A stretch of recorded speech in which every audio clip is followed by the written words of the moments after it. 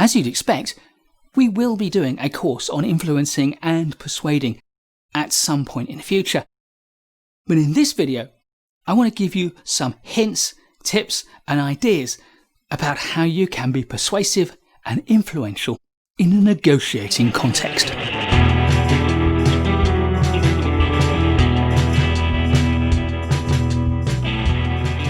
First, the fundamentals, and the absolute fundamental of influence and persuasion is the power of self-interest.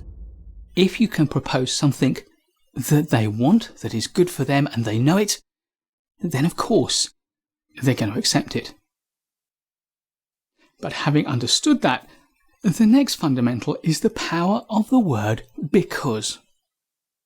Because answers the question why. And whatever you propose, whatever you suggest, whether you accept or you reject their proposal, whether you demand a concession or refuse to make one, they will have in their mind the question why. And until that question is resolved, the levels of trust will go down and the levels of confidence in building a consensus will also diminish.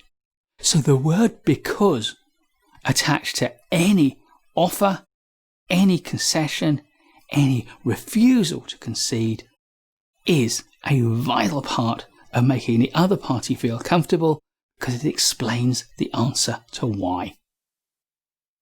In any negotiation, the key to influencing and persuading is looking for opportunities to agree. It is easier to build agreement upon agreement than it is to build agreement upon disagreement.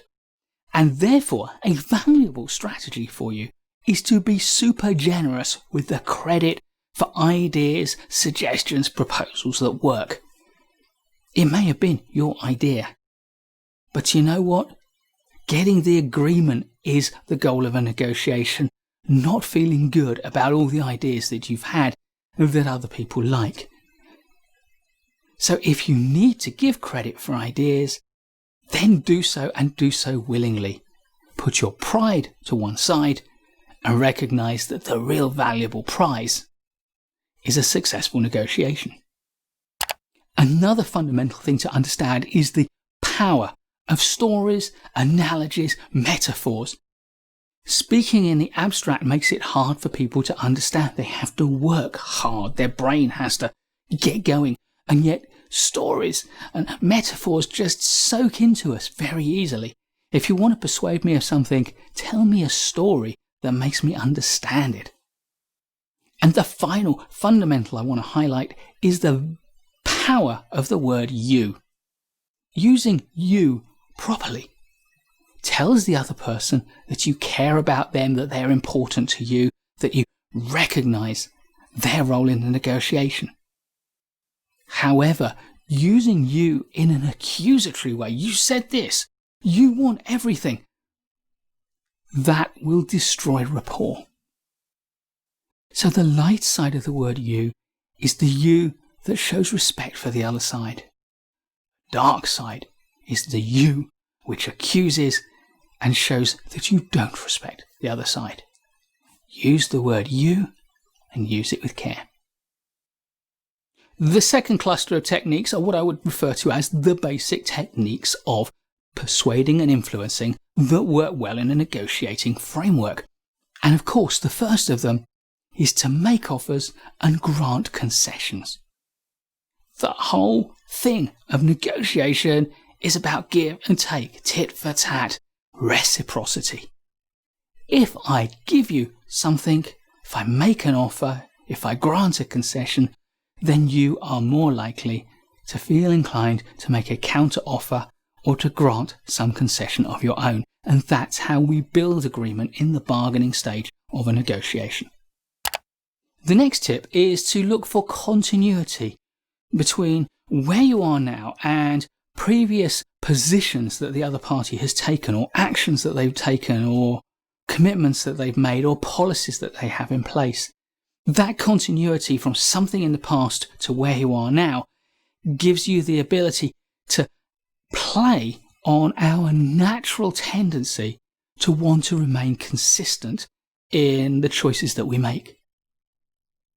If we feel we are about to make a choice that is inconsistent with something we've done in the past, we feel uncomfortable with that situation. It's called cognitive dissonance.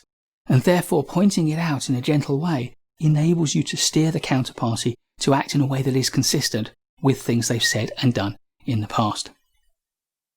If, on the other hand, what you're trying to do is to move them to a position where they're acting in a way that is contrary to past actions, to past positions or existing policies, then you need to give them a very good reason why that was appropriate then and is no longer appropriate now. And please don't make them feel bad and belittle them by saying you shouldn't have done that in the past, because that will break rapport, it will show a complete lack of empathy, and therefore trust is likely to break down. Another great technique is to offer alternatives, this or that. It gives people a sense that they have a choice, which makes them feel more powerful, and therefore gives them confidence to make that decision. But do not give too many choices, because faced with too many choices, people worry more about getting the choice wrong than they think about the value of making their choice. 3 is the sweet spot. If you give someone just 2 choices, this or that, then it's a bit of a dilemma. 3 choices feels like real options. But once it gets past 4 or 5 choices, then I'm not sure which one I should take. Maybe it's best not to make a decision. Don't give people too many choices. My next tip is a technique which I call dividing up the pie.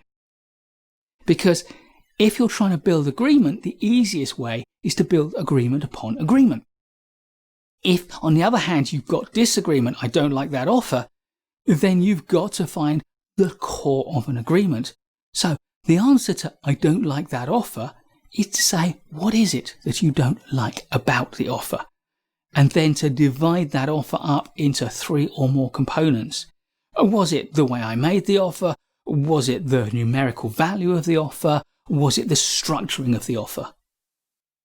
Hopefully they'll say, oh, the way you made it was fine, and the structure was fine, it's the numerical value, and now you've got agreement about 2/3 of the offer.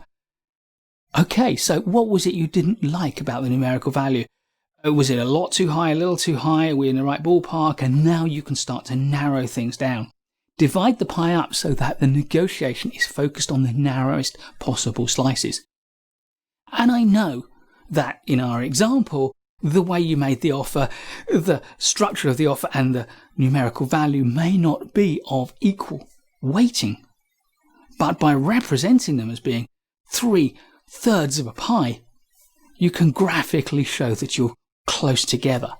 And that's important. So actually drawing pictures can help in building stories that tell the story of approach towards agreement. Next, when you're making an offer, when you're making a request for a concession, be specific and precise in what you ask for. Because the less open-ended a request is, then the safer we feel in evaluating it and accepting it if it's acceptable. If, on the other hand, the request, the proposal is open-ended, imprecise, woolly, then we sense that by accepting it, we may be walking into a trap because we don't know where its limits lie. So build agreement in small, precise, structured stages. My next tip is a process tip. When the other side makes any statement or says anything that could possibly be helpful in the future, make a note of it. Record it verbatim if you possibly can, using their own words. That way you can play it back and use it in the future. It's part of your toolkit of consensus assets. And my last basic technique for persuading and influencing in a negotiation is also a process tip. Whenever you reach any agreement, whenever one or other of you makes a concession or accepts an offer on the way to the final agreement, make a visible note of it. No matter how small it is, add it to a running list of agreements. Not only is it valuable to have that record so that everyone knows where we are, But the longer that list appears to be, the more success you appear to be having, the greater the confidence and the greater the momentum towards a final agreement that everyone will be happy with. What it does is it gives a sense of progress and inevitability about the negotiation. My final cluster of tips is ways to influence and persuade people to change their mind if they've got into a mindset which isn't where you want them to be. Now, of course, you can't always change someone's mind because they may have made a decision which is right for them and they know it. But if you sense that there is a possibility of shifting them, here are 3 techniques I like to use. And the first is persistence. Don't give up too easily. It may even be that they're testing your resolve. They're seeing if you will roll over and they can get away with something that is better perhaps than they expect. So stick with it. Stay respectful, stay calm, but be persistent. Next is an old adage which I've applied many times. To move the mind, you must first move the body. If someone is stuck in an opinion, then it may be quite literally rooted to the place where the opinion was formed. So take them for a walk, move the negotiation to another place. I once had a colleague who used to talk about walking someone around the car park, and I thought it was a metaphor until one rainy morning I looked out the window and saw him walking someone around the car park. Actually, getting people on the move will help to free up thinking and open the mind to other approaches. And my final tip is for when you sense that someone knows that they should change their mind, but they don't want to lose face. They don't want to embarrass themselves by admitting that they got it wrong. How do you help someone to change their mind when they know it's what they want to do, but don't feel they're able to do it? My approach is the one more piece of information approach. Oh, you'll say, there's one thing I don't think I've told you, and this may help you make a decision. And when you tell them that, knowing that's their get out, they'll say, oh, if only you told me that before. It could be a tiny snippet of information. It could even be something that you know you've told them, but you can plausibly pretend you'd forgotten you'd told them. It doesn't matter what it is. What it is giving them is a back door to escape from a decision that they don't really want to have to make and save face at the same time. There's a huge amount I could say about influencing and persuading. I have in fact written 2 books on the art, craft and science of influence and persuasion. But for now, these tips will really help your negotiations to fly. They're not magic, but they're also not manipulative. But if you're negotiating in good faith, these tips will help you to influence the other party and persuade them to your point of view. Please do give us a thumbs up if you like this video. There's loads more great management courses content to come, so please subscribe to our channel and hit the notification bell so you don't miss any of it. I look forward to seeing you in the next video, and in the meantime, keep learning.